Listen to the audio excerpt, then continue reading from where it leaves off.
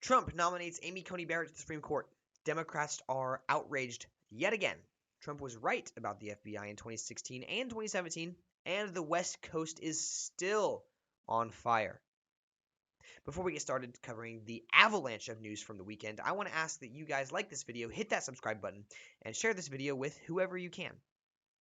I don't have a marketing team or anything like that. I'm just a dude trying to share information. If you like what I'm doing here, if you think what I'm doing is important, share my content so I can keep producing it. Now, on to all of the spicy details of the weekend. So, Friday night, it was widely contested that Donald Trump was going to nominate Amy Coney Barrett to the Supreme Court before he announced anything official. Then, Saturday, he did just that. Let's take a look at this article from BBC News. U.S. President Donald Trump has nominated Amy Coney Barrett, a favorite of social conservatives, to be the Supreme Court justice. Speaking by her side at the White House Rose Garden, Mr. Trump described her as a, quote, woman of unparalleled achievement. If confirmed by senators, Judge Barrett will replace liberal Justice Ruth Bader Ginsburg, who died recently, aged 87. And it's increasingly looking like she will be confirmed in record time. The nomination will spark a bitter confirmation fight in the Senate as November's presidential election looms. It wouldn't have to be so bitter if the Democrats wouldn't keep changing the rules. Announcing Judge Barrett as his nominee on Saturday, President Trump described her as a stellar scholar and judge with unyielding loyalty to the Constitution. Democratic presidential candidate Joe Biden urged the Senate to not act on this vacancy until after the American people select their next president and the next Congress. The United States Constitution was designed to give the voters one chance to have their voice heard on who serves on the court. That moment is now, and their voice should be heard, he said. Wrong, sir. Wrong. That moment was 2 years ago. And their voice was heard. That moment was 2 years ago, their voice was heard. Donald Trump was president. He was voted 4 years ago. 2 years ago, in 2018, the American people voted to expand the Republican majority in the Senate. They wanted more conservative justices. If Judge Barrett is confirmed, the conservative-leaning justices will hold a 6-3 majority on the Supreme Court for this foreseeable future. That is what the American people voted for. They agreed with Donald Trump's agenda, and they voted to enact it. Just because you don't like it doesn't mean that's not what happened. You can't change the rules every time you don't want to play the game or you don't like how the game is being played. Sometimes you lose. That happens. Get over it. If you want to win, maybe you shouldn't be crazy. The 48-year-old woman would be the third justice appointed by the Supreme Court to the Supreme Court by the current Republican president after Neil Gorsuch in 2017 and Brett Kavanaugh in 2018. And that is amazing. Donald Trump has been able to nominate 3 justices in his first 4 years. So, who is Trump's Supreme Court pick? Amy Coney Barrett. Amy Coney Barrett's nomination to the U.S. Supreme Court comes as a little surprise. This is true. As I said, lots of people Friday night were anticipating this. It was a little bit breaking news. The long-term academic appeals court judge and mother of 7 was the hot favorite for the Supreme Court seat. Donald Trump, who as sitting president gets to select nominees, reportedly once said he was saving her for this moment, when elderly Justice Ruth Bader Ginsburg died and a vacancy on the 9-member court arose. It took the president just over a week to fast-track the 48-year-old conservative intellectual into the wings. This is his chance to tip the court makeup even further to the right ahead of the presidential election, when he could lose power. This is why it's so important that he appoints her now. Like him, hate him. Donald Trump, I don't particularly care. He has this constitutional right, he has the constitutional authority, and the constitutional responsibility to nominate whoever he wants, because he shares one thing in common with the majority in the Senate, their party. And because of that, he is allowed to do this. Democrats need to step down and let it happen. This wouldn't be happening if Democrats in 2016 hadn't changed the rules to try and push through their nominee. right? In 2016, the Democrats they changed the rules from a supermajority to a simple majority. You used to 60 votes to approve a Supreme Court nominee. You used to need 60, okay? And then they wanted to push through Merrick Garland, so they changed it to a simple majority. And yet it still didn't happen. Right? The argument, as I said last week, was never about simply being in a lame duck session or a president's last year. The argument was always the opposing party. The Senate's party and the president's party were opposing, and therefore that that discord needed to be resolved before we could choose a Supreme Court justice. It took the president just over a week to fast-track the 48-year-old conservative intellectual into the wings. This is his chance to tip the court makeup even further to the right ahead of the presidential election when he could lose power. Barrett's record on gun rights and immigration cases imply she would be as reliable a vote on the right of the court as Ginsburg was on the left, according to Jonathan Turley, a professor of law at George Washington University. This is true. As far to the left as Ginsburg was, Barrett is pretty far to the right, which I'm not necessarily upset about. All of her alignments seem to align with mine. And this is the game that's played. She is the reverse side of the coin. She's the reverse side of the coin of Ginsburg. She is the pendulum swinging back to correct itself. Ginsburg maintained one of the most consistent liberal voting records in the history of the court. Barrett has the same consistency and commitment, he adds. She is not a work in progress like some nominees. She is the ultimate deliverable for conservative votes. And her vote, alongside a conservative majority, would make the difference for decades ahead, especially on divisive issues such as abortion rights and the Affordable Care Act. Okay, I don't buy the idea that all these conservative justices are going to overturn Roe v. Wade. I don't buy it. Here's why. I think the only justice sitting on the court right now that would vote to overturn Roe v. Wade is Clarence Thomas. I don't think Kavanaugh would do it. I don't even think Neil Gorsuch would do it. I think when Barrett gets confirmed, Thomas and Barrett are the only two that would vote to overturn Roe v. Wade, and the others would not. They would vote against it. But it is because of this idea that she is against women's rights and she represents the patriarchy and all this other stuff that has driven people like Ibram X. Kendi to come out after her. And Ibram X. Kendi is an ideological thought leader of the political left. He is. So here's this article from the Federalist. Anti-capitalist sponsored by Twitter CEO accuses Amy Coney Barrett of colonialism for adopting from Haiti. How crazy do you have to be to suggest that adopting a disenfranchised kid from Haiti is bad? How disconnected from reality do you have to be? Ibram X. Kendi, a top proponent of critical race theory and author of best-selling book How to Be an Anti-Racist, which is a piece of garbage, by the way, attacked President Donald Trump, his likely Supreme Court nominee, federal judge Amy Coney Barrett, as a white supremacist on Saturday for adopting 2 children from Haiti. He attacked her and called her a racist slur and a white supremacist simply for the act of adopting 2 black kids. He tweeted out, some white colonizers adopted black children. They civilized these savage children into the superior ways of white people while using them as props in their lifelong pictures of denial while cutting the biological parents of these children out of the picture of humanity.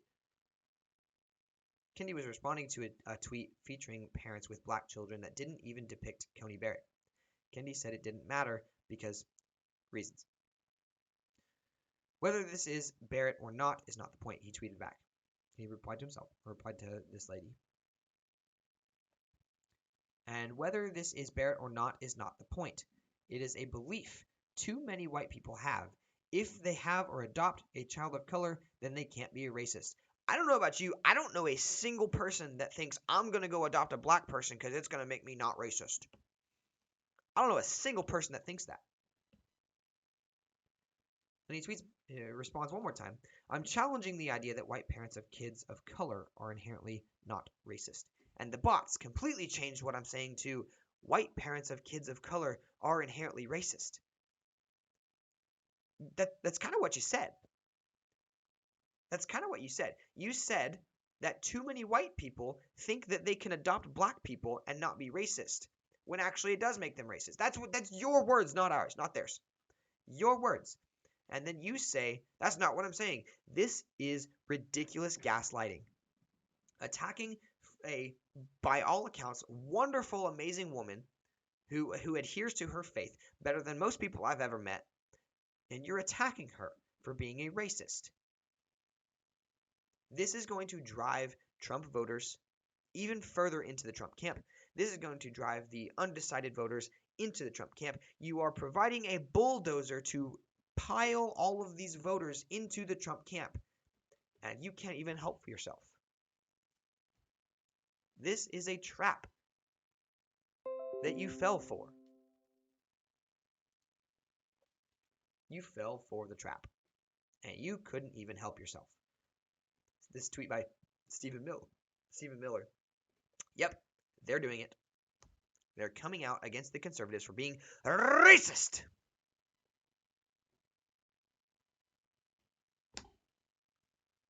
Coming out against the Republican white evangelicals for being racist, even though there's zero evidence to support this. Others quickly supported Kendi's racist smear. Ruth Ben-Gayat, also an idiot, a left-wing historian, that is laughable, added context to Kendi's claim to perpetuate the idea that parents who adopt non-white children are somehow racist because of their ancestry. Many authoritarians seized children of color for adoption by white Christians, Ben-Gayat wrote. This is ridiculous, and this is pushing more and more voters into the Trump camp. If you want to lose an election, this is how. You go crazy. You know what else pushes voters into the Trump camp? Things like this. Things like a corrupt FBI and a corrupt former president. So this article is by the Federalist, but it is also reported by Newsweek. Newsweek is a left-wing organization. Federalist is a right-wing organization. So you know, if they're both producing the same story, this is true. Okay? Trump was right. Explosive new FBI texts detail internal furor over handling of Crossfire Hurricane investigation. Okay, and Newsweek, Trump was right about FBI scramble to assemble Russia evidence after 2016 win, texts claim. This is going to drive more voters into the hands of the Republicans. If you want to win an election, this is not how you do it. You don't fabricate a crime. You don't fabricate evidence, and you don't attack people for being racist if they're not a racist. The Federal Bureau of Investigation agents tasked by former Director James Comey to take down Donald Trump during and after 2016 election were so concerned about the agency's potentially illegal behavior that they purchased liability insurance to protect themselves less than 2 weeks before Trump was inaugurated president, previously hidden FBI text messages show. The explosive new communications and internal FBI notes were disclosed in federal court filings today from Sidney Powell, the attorney who heads Michael Flynn's legal defense team. We all went and purchased professional liability insurance, one agent texted on January 10th, 2017, the same day CNN leaked details that then-President-elect Donald Trump had been briefing by Comey about the bogus Christopher Steele dossier. They all knew what they were doing was illegal. They did it anyway. They bought liability insurance so that they could not be sued, or if they were, they would be covered. They covered their own butts because they knew what they were doing was illegal. This is how you lose elections. You commit crimes. And then you use that crime to launch a 4-year smear campaign on the sitting president. That briefing of Trump was used as a pretext to legitimize the debunked dossier. Fact check true. That dossier had been debunked multiple times. That briefing of Trump was used as a pretext to legitimize the debunked dossier, which was funded by the Democratic National Committee and the Clinton campaign and compiled by a foreign intelligence officer who was working for a sanctioned Russian oligarch. Not only did they commit a felony by manufacturing a crime, the DNC funded it. Bill and Hillary Clinton themselves funded it, and then used a foreign intelligence officer working for Russia as the hitman. Holy crap, an agent responded. All the analysts too? Yep, the first agent said. All the folks at the agency as well. That's a lot. That's a lot of people in on this. Can I ask who are the most likely instigators or litigators? An agent responded. As far as potentially suing y'all. Haha, who knows? I think the concern when we got it was that there was a big leak at Department of Justice, and the New York Times, among others, was going to do a piece, the first agent said. While the names of the agents responsible for the text are redacted, the legal filing from Powell, quoting communications from the Department of Justice, states that the latest documents produced included handwritten notes and texts from Peter Strzok, Andrew McCabe, Lisa Page, and FBI analysts who worked on the FBI investigation into Flynn. Agents also said they were worried about how the new Attorney General might view the actions taken against Trump during the investigation. Shortly after, the then Senator Jeff Sessions, Republican of Alabama, was confirmed to be Trump's new Attorney General. Congressional Democrats, media, and Obama holdovers within the DOJ immediately moved to force Sessions to recuse himself from overseeing the department's investigations against Trump. Holy cow. This is crazy. As far as we're aware, the entire FBI was in on this.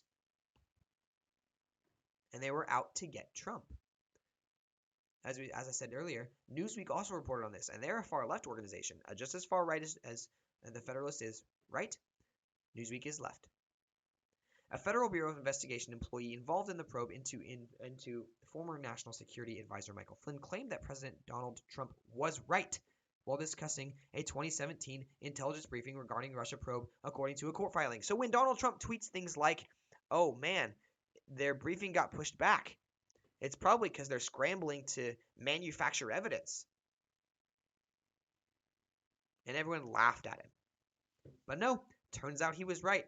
Who's laughing now? The federal court documents filed by Michael Flynn's lawyers in the U.S. District Court of Columbia on Thursday included text message conversations between FBI staffers about former President Barack Obama's intelligence briefing on January 5, 2017. One unnamed FBI employee asked another, "What's the word on how Obama's briefing went?"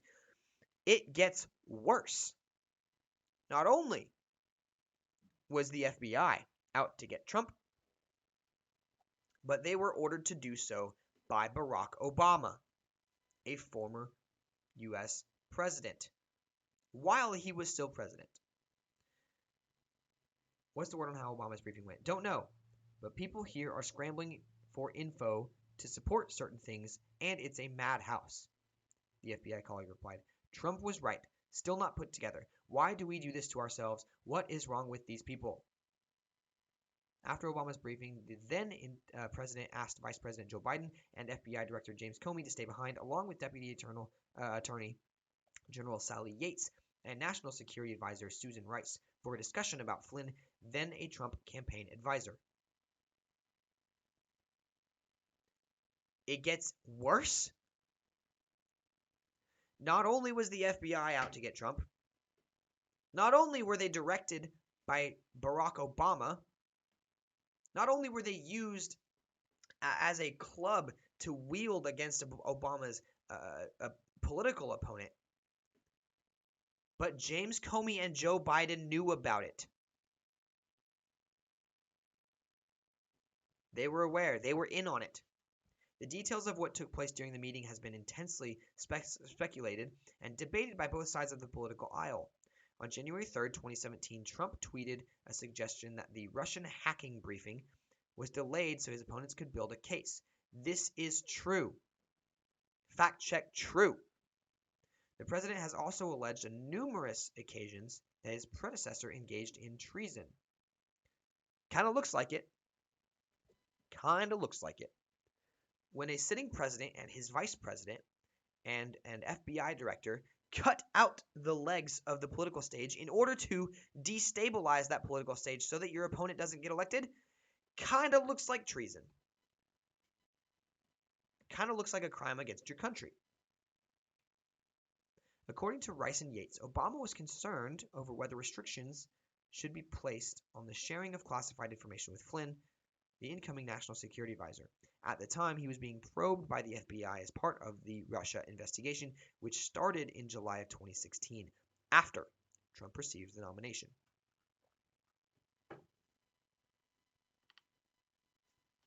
Obama and Biden used the FBI as a political weapon against their political opponent.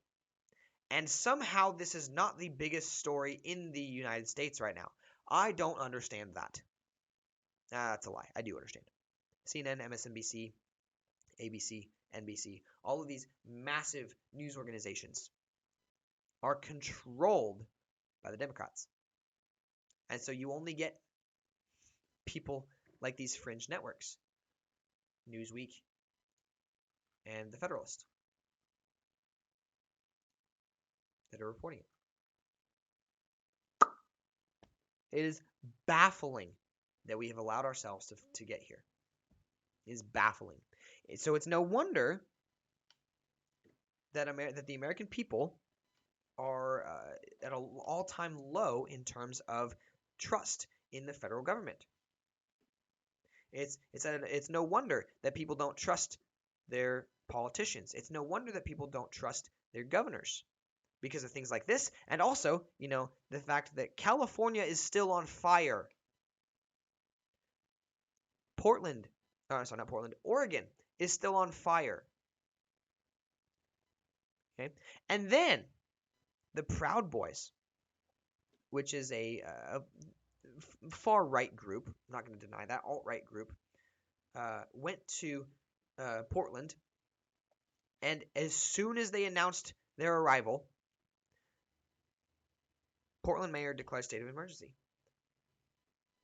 We just had 150 days of rioting from Black Lives Matter and Antifa. Several $100 million worth of damage is done. People are dead. We don't need a state of emergency. But oh no, the Proud Boys are coming. Better declare a state of emergency. This is why the Republicans are winning in races like the Senate, because people don't trust their Democratic nominees and their Democratic elected officials. These riots, these destructive patterns are not happening in Republican areas. They're not happening in Dallas, Texas. They're not happening in Miami, Florida. Okay, I live in a pretty rural area, small town. You know how many Joe Biden signs I've seen out here?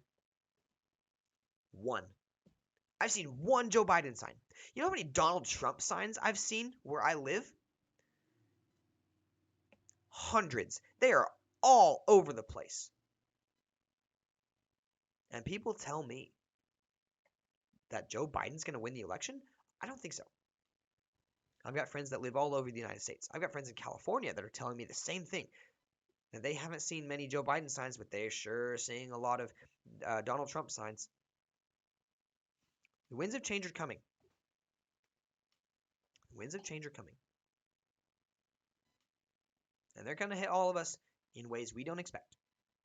So we need to be prepared. Who is going to be more violent after the election? What's going to happen if Donald Trump is elected? What's going to happen if he's not elected? The Democrats keep trying to change the rules and claim that Donald Trump is cheating. But he's not the one changing the rules. He's playing the game by the rules that were set by them. And they are not happy about it. And so they are changing their rules again and again and again and claiming that he's the one that's cheating. I don't know. I don't understand.